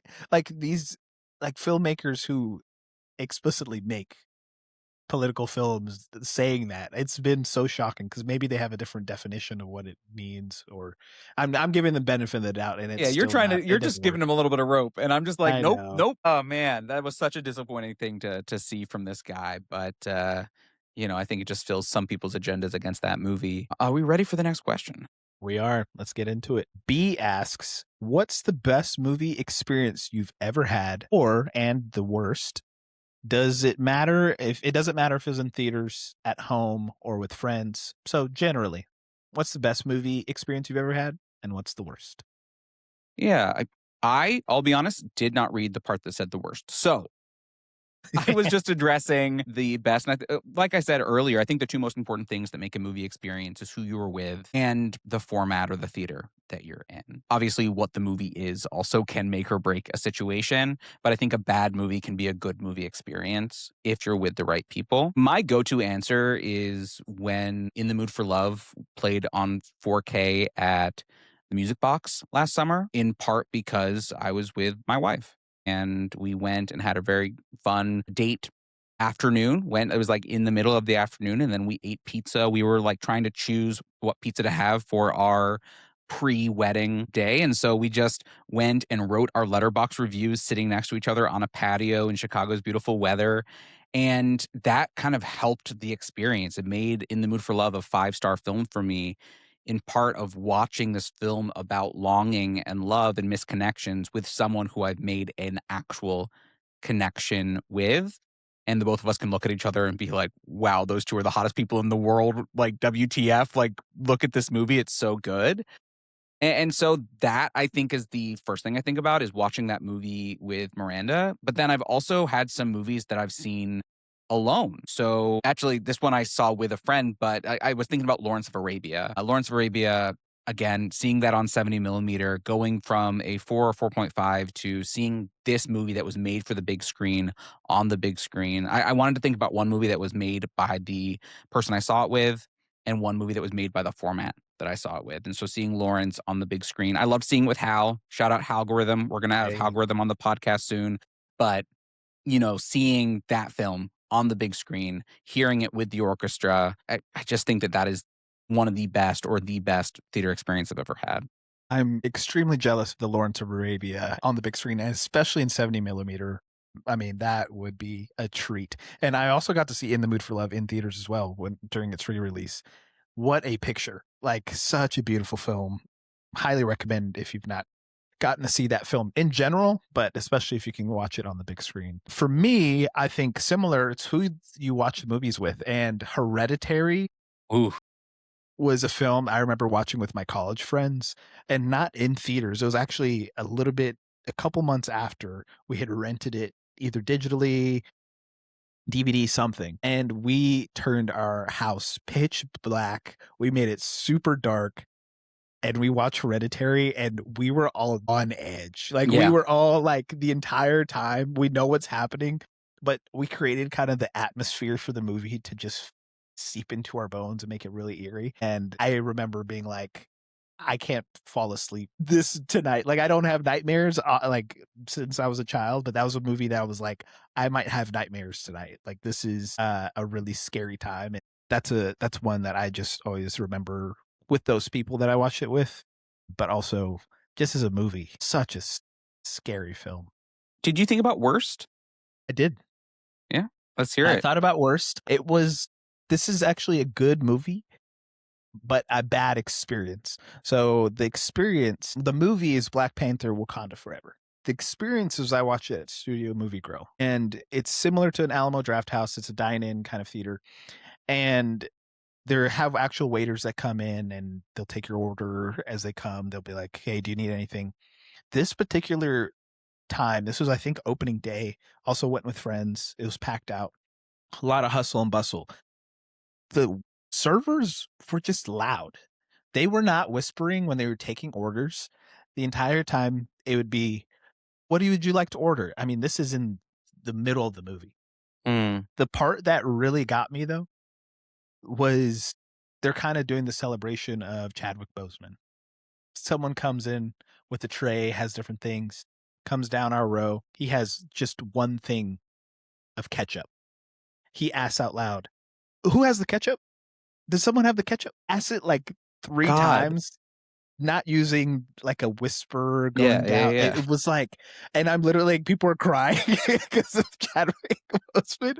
And I straight up was like, this is the worst theater experience I've ever had because I'm trying to connect with this movie. I love Chadwick, and someone's asking me about ketchup, and I still think about that like all the time. And I actually think going to that movie theater now has been tainted because every time I watch a movie there, I actually not that my score is lower on average, but my score feels lower on average when I watch a movie in that theater because I'm just like, I don't like when people are interrupting me to ask me about a condiment. So that's my worst movie theater experience, I think, by far. Yeah, I mean, I can't top that. I was thinking because I didn't really think about this part. I forgot the worst. I think I'm gonna join your live stream sometime and just say, "Who got the ketchup?" Please don't. That will traumatize, relive my trauma. So, next question. Mountain of Media, Nick asks, Are there any specific roles that you wish you could plug a different actor into? Nick gives the example of swapping out Leto from Tron Ares for anyone else. uh, I had a trouble thinking of one specifically, so why don't you start with this one if you have somebody? Well, I went in. I went in. So Nice. the first thing I thought about was like moments that took me out. And one of my favorite film from 2023 is Killers of the Flower Moon. And the first time watching that, there is a Brendan Fraser jump scare. And I think part of it is how it's shot, but part of it is that this was like right at the Brendan Fraser reconnaissance, kind of like renaissance Yeah. of him coming back. And I don't know who I would put back in. Maybe a no name, maybe another person that is a longtime collaborator, but there was something about that performance that's only in a small part of it that really, really shook me. The other people I thought about were some cast like a casting what if, which was Winona Ryder was initially supposed to play Sofia Coppola's character in Godfather Part 3. And I really think that that movie, which I like Godfather Part 3, I'm not on the train that it's a horrible movie. I think it would have been better with that. And then I thought about some stains on the history of Hollywood when it comes to some certain casting choices and people's ethnicity. So Mickey Rooney in Breakfast at Tiffany's, which I feel like you can just cut out that entire plot line and it would be okay. But, like, I don't know. I don't have an actor in mind, but there are actors that could play that role that were actually Asian, and perhaps that would be better for it. I know the Blake Edwards, the director, wanted to cast his old roommate in the movie, but that would have been cool. And then I thought about the West Side Stories and 2 specific castings. Obviously, there's Natalie Wood and George Chakiris in West Side Story, the original one. These 2 non, Latinx actors playing Latinx characters. And so, I don't know, maybe cast some people of color in those roles. And then I thought about Ansel Elgort in West Side Story, who I think Steven Spielberg, which we talked about this movie earlier, that West Side Story is good. It's so good when it comes to the filming. And anytime Ansel Elgort's on screen, and I'm not just talking about his history, although we can't ignore that, I just don't think it's a good performance. Yeah. Honestly, that probably is why I went down on the film is because of his performance, and I'll be interested to see on a rewatch why it kinda went down in my estimation. But yeah, I'm probably just gonna leave this question to you because I cannot think for the life of me other Yeah. than those race swaps. I Yeah. think Yeah. Yeah. I was thinking Breakfast at Tiffany's as well, just like I Anyone else? mean, anyone else would, like, be a much better time at that movie. Yeah, and if you want Mickey Rooney in the movie, I don't know, make it an annoying Karen upstairs, making it an annoying, actually old man Mickey Rooney living upstairs. I think the movie would work just as like it would work better. And it's just so disappointing. Mickey Rooney just destroys what could be an all-time classic. Agreed. Well, going on to the next question, Dante asks, "What is your dream home theater setup?" Also, Daniel has one of the coolest kind of apartments. I've never been to his apartment or actually seen that many pictures, but if you ever just see his backdrop, you know he has some taste. But I want to know from you, what is your dream home theater setup? Or maybe you have it right now. I Maybe do not. I do okay. not. Starting out, region free player. This is something I don't have in my own home. I mean, my collection would double if I had a region free player. So, Raggle Fraggle, you know where I am. You know what I want for my birthday. And then I really love my Sony Bravia upstairs, the OLED Sony Bravia TV. I also love my Sony player. So, I recommend the Sony products when it comes to, especially if you're into physical media. I think it does a really good job with the transfer. And surround sound is something that I want. Right now, I use a sound bar for my TV downstairs. It's really good. It's better sound quality than my current TV. But the sound bar, initially, we tried to get side speakers for it too, so we could have surround, and it just didn't work out. But I think one of my favorite parts about a movie is the way it sounds. And so I think if we can be surrounded by the film and make the sound get as close as it can be to a movie theater experience, though the better the film is going to be. What about you? Would love a good OLED, love a region-free Blu-ray player. I kinda have things that I've just had for a long time. So I'm like, it's time maybe for an upgrade in the long run, not right now. Sponsors. You know where Derrick Anybody, is. Yeah. please, please, Sony Bravia. Sony, shout Sony, out. please. I do have a soundbar and a subwoofer as well. And honestly, I used to have great over the ear headphones because I love watching movies in the morning. So if I can get it before work, so I just would love to get those again because sometimes, you got a wife, you got dogs, you don't want the Sometimes. neighbors. Well, not sometimes, but I was saying sometimes I don't want to be such a ruckus when it comes to a movie that I'm watching. If it's sometimes it's a noir, I could turn it down. Sometimes it's an action flick. I'd be in here. So Yeah. that's would be my dream home theater setup. Yeah, love that. I mean, watching Surratt with my over the ears noise canceling headphones made it such a insane experience because I couldn't see it in the theater, so getting to watch it at home with the noise basically like in you was really cool. I feel like were you standing up fist bumping? Like Yeah, you felt like you're in the movie. Like I would actually stand up and watch the movie instead of sitting. 100%. Lloyd asks, "What film do you respect more than you actually enjoy watching?" Sentimental value. Come on now, what is happening? What I because I maybe want to make a stance and say that I respect the movie. Like I want the people to know that I don't completely hate the movie. I didn't put it in my worst movies for a reason because Yeah, I don't necessarily hate the film. I respect it more than I enjoy it. And I made this great delineation on live the other day. This movie is like a flat soda. It is like it's a long day, long hot summer day. You come home, you maybe get into the fridge. You're like, "Oh, I love Diet Coke or Dr. Pepper. I get it. I crack it open. You maybe still hear the crack. You yeah. take a sip Mhm. and it's flat. It looks great and you need it. Like it's something that you're like, this is important. I would love this. And it ends up not hitting.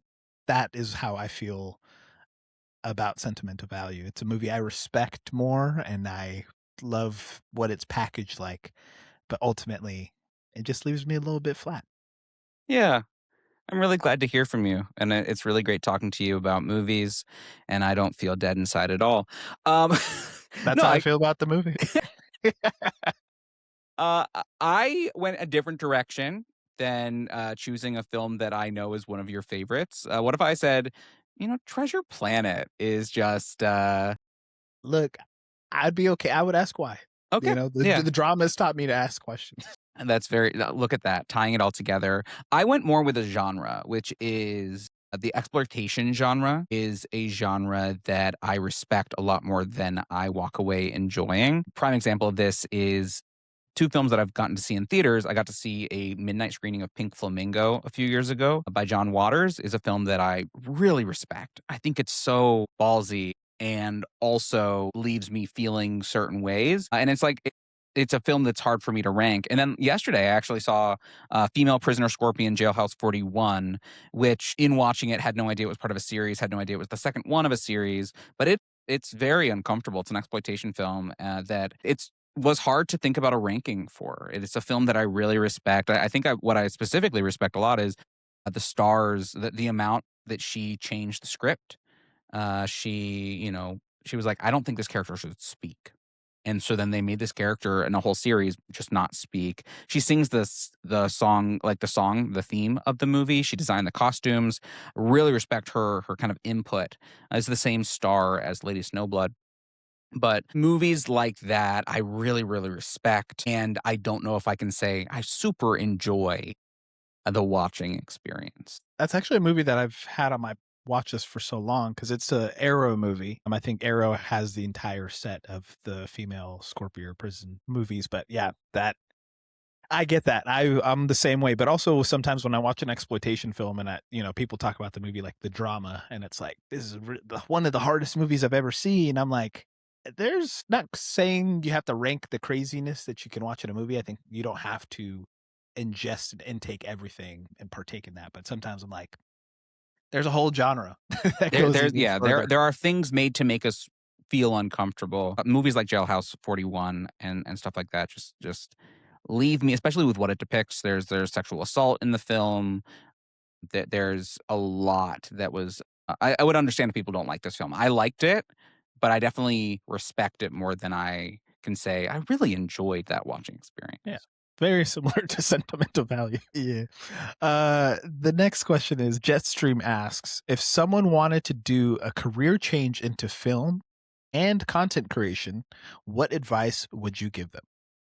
I have 0 advice when it comes to a career change into film. I used to be an actor. I was a stage actor more than a screen actor. I think it'd be very hard. There are many people that say go to school. There are many people that say don't go to school. If you are drawn to the craft, find some way to do it, but know that it can be hard. I'm not gonna be one of those people that says don't do it. I think if you are drawn to something, you should try to find a way.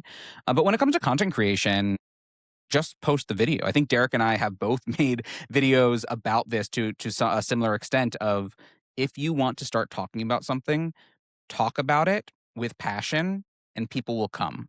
You will get better at editing your videos over time. You will get better at talking about film over time. But if there are things that you want to talk about, just Nike it, just do it and other things will come. Yeah. Create, consistency, and community are the three C's. You want to create as much as you can and you want to do it consistently and you want to build a community as you do it because the act of creating is can be taxing, but if you're doing it often, it's like exercising. It becomes a little bit easier, and you might hit some roadblocks, but ultimately 100%. you've built that muscle up. And community is important to ask people, like, "Hey, is this work? Does this not work?" Or, the algorithm oftentimes with the content creation changes and fluctuates. So having just people in your corner that are going through the same things that you're going through is really helpful. So that's why people like Daniels are is really important to what I do. And I don't know if I would be as far along or as into it if I didn't have people in my corner who are always I'm just checking in with and they're checking in with me on what work we're putting out there. Yeah, I think that the 3 Cs are really, really important. Will it get you a career in content creation? I can't promise you that, right? Like that question of like pivoting into a career in content creation. Both of us are in the creator fund. I wouldn't say this is our career, even if it might be our goal of a career. But I think Samuel Beckett has a quote that I think about all the time as a content creator and as a therapist, which is try again, fail better. And that is what it means to be a content creator. That's a bar. I'm about to write I'm writing that down, putting a sticky note. That's my motivation for the next, few years 'cause I agree. It's you're gonna fail in this, and especially in the short form, oftentimes you're failing a lot. Like, your videos don't hit every single time. There will be videos that don't do well because of they don't hit, you just don't feel good, whatever it is. Just keep going. Keep doing it and ask people for advice. Let's see what works, and you'll build the audience will come to you. Yeah, 100%. Rachel asks, "What movies did you watch as a young adult that you feel influenced or shaped your taste now? Specific genres or films that you watched then that made an impact into the movie watcher that you are today?" That's a great question. I wrote down watching all sorts of genres, to be honest. I was trying to think of specifics, and I was like, I would say westerns is what I grew up with for a little bit with my father. I watched Bollywood, I watched martial arts, black exploitation, and I think that roundedness of what I was able to consume early on has helped to inform how I watch movies now. It really is something that I love that experience of saying, "Okay, I'll watch an exploitation film, and it might not be for me." And oftentimes, I'm similar to you, it's not for me, but that experience of like, okay, what do people grasp and what perspective do they have about this film that now I take into the next movie that I watch or the next exploitation film that I watch. I just want to gain a new perspective on life. And I think watching all sorts of genres early on in my life, specifically even anime and animation, I think the something about animation is how free flowing it is. And you have to create this idea and this fantasy by, a sketch and turning it into these dreamlike colors. And it helps me to just like fantasize a lot more. And so when I watch films now, I'm able to just have free flowing thoughts of like, okay, what could this movie mean? There's probably a couple things that the director's trying to say, but now I'm able to expand even my own perspective when I'm analyzing a film. And I think that's where my analysis of film comes from is like, okay, what is the director ultimately trying to say? But also, what are the different possibilities that people are trying to get? And I think that's why a movie like The Drama really is like cool because I'm like, I can see why I have this point of view, but I also see why the thousand other perspectives of this film are just as valuable because everyone has their own perception and subjectivity when it comes to bringing in film. Really love that answer. I love how in depth it went. I just listed movies. I said Silence of the Lambs, right? Like, a movie that I always like point to as the movie that got me into movies and showed me that movies can be more than just entertainment. And then I thought about some movies that my dad showed me, like Young Frankenstein, Blazing Saddles, 2001: A Space Odyssey. I definitely think like watching Young Frankenstein and Blazing Saddles, these Mel Brooks films, being like, holy shit, you can say that, you can do that for a point. I thought about Usual Suspects. Again, like Silence of the Lambs, Usual Suspects, these movies that really highlighted how into the kind of crime or noir, neo-noir genre I became. And then Sound of Music. I'm a musical head through and through, and I think that Sound of Music is the best of the best. As a young Jewish person watching one of the hottest men in the world rip up a schmatzy flag was just a revelation. And I don't think I would be into musicals as much. I mean, I grew up watching the Broadway plays and all of that, but Sound of Music, I think, really shows how what the best can be like. Yeah. Well, if I had listed some movies, Sound of Music would be on there as well. Spider-Man is another one for me. I've watched so many times, and I love the superhero genre. Treasure Planet, I've mentioned on the podcast, animated film, and Shaft is another one with Mm. Samuel L. Jackson. The remake is not as great as maybe the OG black exploitation film, but it's a one that comes to mind as one of my dad's favorite films. The next question comes from Sunset Loner Cinema. Asks, "What was the first movie you actually saw in theaters?" Yeah, I went back and looked at the movies that came out around 1999, 2000, because I know that I saw Grinch Stole Christmas in 2000. I know that I saw that. We had Stuart Little, and we also had Tarzan, and I don't know if I saw those in theaters or I saw them in clamshell VHS. I know that I saw Grinch Stole Christmas. I know the exact theater I saw it in. I know who took me. We had an exchange student named Antonio, who's still my brother. He came to my bar mitzvah, came like gone to weddings, and he took me to the Grinch Stole Christmas in 2000. Those movies in 1999, 1998, maybe I saw. Do you take a 7-year-old to the theater, a 6-year-old to the theater? I wouldn't. I wouldn't want to be in a theater with a 6-year-old, but I do remember seeing those at a very young age, so it might have been on the big screen. I also try to go back and I was trying to think, but I genuinely think Treasure Planet is There we the go. movie. Yeah. I keep talking about this movie, but it's like a when you reach consciousness, Hmm. I don't even think that's like the first movie I remember as consciousness. I think that was like the first conscious thought I think I've ever had My was goodness. because of was like I awoke and I'm like Treasure Planet, and I felt like I all my memories stem from that moment in time is movies. So probably that's why I love movies too, and is very important. But yeah, I think I don't even know when that came out. 2000, 2. So I do remember seeing Spider-Man in Yeah. theaters, that year too. I think there was a few other movies I remember seeing. Harry Potter, I remember seeing in theaters that year. Lilo and Stitch, Ice Age, I saw in theaters that year. Scooby-Doo. 2002, I was a little bit more, alive. I was, a little bit more alive maybe than you were, I mean, not that I was more alive, but I was older. You're older than me, so I I was know. Yeah, yeah, yeah. But yeah, I also think I there's probably more to movies that my dad probably took me to, but that's the first one I remember waking up.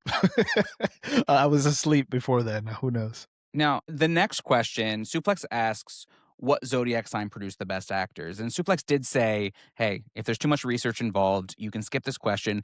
But I wanted to address it quickly without doing a lot of research because I think that's the best type of podcast is like not doing the research, but answering something confidently. And all I had to do was look up what day was Meryl Streep was born. And now I did not actually have to look that up because I knew because Meryl Streep was born on my birthday, which is June 22nd. Now that would make her a Cancer, but here's the thing: Jenna Cancers. Roll. Hey, hold on, hold on. Okay, yeah, talk I'm to a me. Cancer, so that's all I'm gonna say. That's all I'm gonna say. That's a good sign. It's a good sign. It's a good sign. But Philip Seymour Hoffman and Jenna Rollins are both Geminis.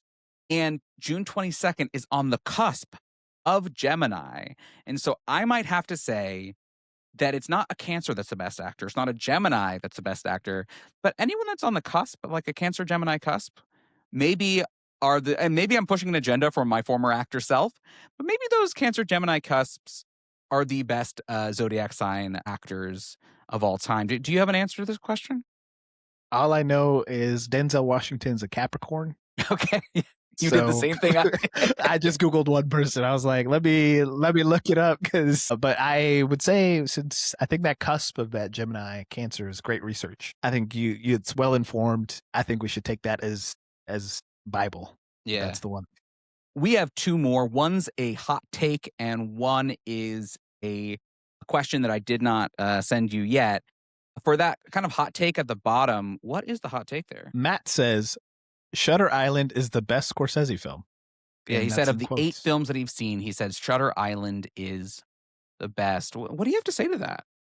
Is Matt is this Matt is this a Matt that I know? Yeah, there's Matt Allen. Matt Allen, okay. Matt, then I can be like, watch more movies. I was like, it has to be the homie. I was like, I'm not gonna do that to anybody else. But Shutter Island is a solid Scorsese film. I'm not gonna say it's a bad one, but the best is personally After Hours. This is in my top 4 movies of all time. But truly, Goodfellas was the one that has always been the one that I go to as the best. But I think you could list out 3 or 4 great Scorsese films that are better than Shutter Island, to be honest. I think you could list 12. Yeah. I just look, I really love the take, Matt, because like Matt is the only person that actually shared a hot take rather than a question, which that was part of the directive here. And so I had to pull up my ranking, my Martin Scorsese ranking. And of the 22 that I've seen thus far, I have 12 films above Shutter Island. After Hours is my number 1, Goodfellas number 2, Killers of the Flower Moon 3, and then we have 10 more before we get down to Shutter Island. I like Shutter Island. And I like it as an adaptive, like a different from the book. It's also, I was thinking about this in relationship to Schindler's List. It's the only film that he made that is really in connection to depicting the horrors of that time. The Schindler's List does, because originally Martin Scorsese was supposed to direct that, one of the directors that was supposed to. And so I really love those flashbacks. I could live in those flashbacks. But for me, at least, I mean, if in the conversation of the best, we have to be talking about After Hours and Goodfellas, and then Killers of the Flower Moon just lives in my bones as like a horror movie, a modern hard day horror movies. I love that hot take. It is a great hot take. Shout A- out, Matt. And you're right that it's better than Hugo and Boxcar Bertha. How about that? The final question here comes from Marco, ATX movie guy. And he kind of wrote this in last minute, which is, if you had a movie that you could watch for the first time again, what would it be? Movie for the first time again. What would it be? That's a great question. I think off the top of my head, like sometimes people will want to do a twist movie. I'm like, I don't know if it's like a twist, but more the first experience. It would be Drive My Car in theaters. My car. That is a life-changing movie for me. It's changed the way that I watch movies. And that theater experience specifically was the kind of you're talking about not just the experience itself going into the movie, but everything leading up to that moment and the catharsis that I felt in that theater. I wept a lot. I cried watching that movie. So I would love to go back to that place because it was so meditative. Yeah, I love that. Maybe went deep compared to what you're thinking, but yeah, Drive My Car is just it just meant a lot to me. And if I could not relive it, anytime I watch it, I still have those same connection to that time. But yeah, that would be my choice. What about you? No, I love that. I I also I didn't go deep, but I didn't go not deep, right? Because I don't think it can be a childhood classic. Because watching a childhood classic now, like if I watch Treasure Planet, for example, now as an adult for the first time versus as a child, I don't know if it would hit as much. A lot of my favorite, I mean, it's a really good movie. A lot of our childhood classics are great movies, but I do think some of those movies live in our brains as much as they do because we watched them right at the time. And so when I think about films that I would love to see for the first time, I do think about visual spectacle on the big screen. Because like this is not a part of Marco's kind of question, but I'm also thinking about if I'm getting to watch a movie for the first time, I get to choose where I watch it. So I love the idea that you said drive my car on the big screen. So Singing in the Rain on 35 millimeter, 70 millimeter on the big screen for the first time, seeing Red Shoes on the big screen for the first time, these kind of visual spectacles, watching them as a 30 something year old, I think would be mesmerizing. Like a 70 millimeter of the original West Side Story. I wouldn't be the movie watcher I am today if I didn't watch them when I did, but I just think those would be spectacular. Also, seeing Drive My Car in the theater with you would be something I'd wanna see for the first time. It would I would just be, crying the entire time, weeping. You just look over that. You would probably hate it because 'cause you'd be like, "Hey, can you Can you stop? shut up? They're speaking different languages to each other while doing Chekhov. This movie was made for you and me. Can you stop crying?" No, I would never tell you to do that. Stop grieving." I was like, Stop "Oh, okay." stop grieving and start thinking about what we're doing next. Yes. Good segue. Derek and I are going to be brainstorming. We're going to be meeting up pretty soon to talk about kind of schedule out the next ones. Today was so fun, kind of breaking down the new releases and also getting questions from you. I don't think we'll be doing a mailbag for a while, but I think we'll definitely return to the mailbag because these were such great questions. Do you have any movies or subject matters that you're excited for us to cover in the next few weeks? I was kinda looking at the slate of movies that are coming out. Nothing was super jumping out at me, not in a bad way, but I do think that allows us to be a little bit creative of the types of maybe older releases. I think that would be a really fun thing that we could get into, is maybe diving into just movies that we love, and we can just talk in depth about those movies, whether it's, The Red Shoes or Drive My Car, 12 Angry Men. Whatever that looks like could be a really fun thing to dive into the next podcast. Yeah, I was maybe thinking the Screen Guide's Guide to the 90s, the Screen Guide to the 1940s, kind of going back in. And, we'll still brush on new releases. I know Mother Mary's coming out soon. Next week, I get to see I Love Boosters, so we'll be able to cover that pretty soon as well. And so we'll cover the new releases, but I think we're going to go back into the past and maybe go through each decade and break down the must watches of each decade. And if you have movies from each decade that you want us to cover or that you want us to mention, please comment on one of our videos right into us because we want to hear from you and your thoughts. We'll maybe read a review of yours from Letterboxd if you have a movie that you think should be covered.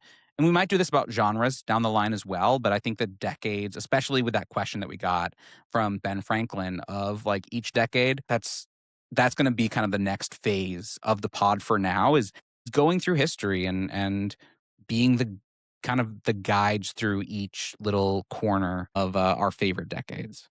Yeah, there's so much to cover, and I think we have so many movies, like, I think in each decade that I was like, "I have this movie, but it could easily be this one." Yeah. And it could easily be something that dives into a deeper conversation in our community. Is I think we're also I love recommending movies and connecting this movie to this other movie and why this is important historically, but also here's a movie that's very similar that you might enjoy, and I think will be a good time. So I'm excited for the next phase of the podcast being the screen guides to the past.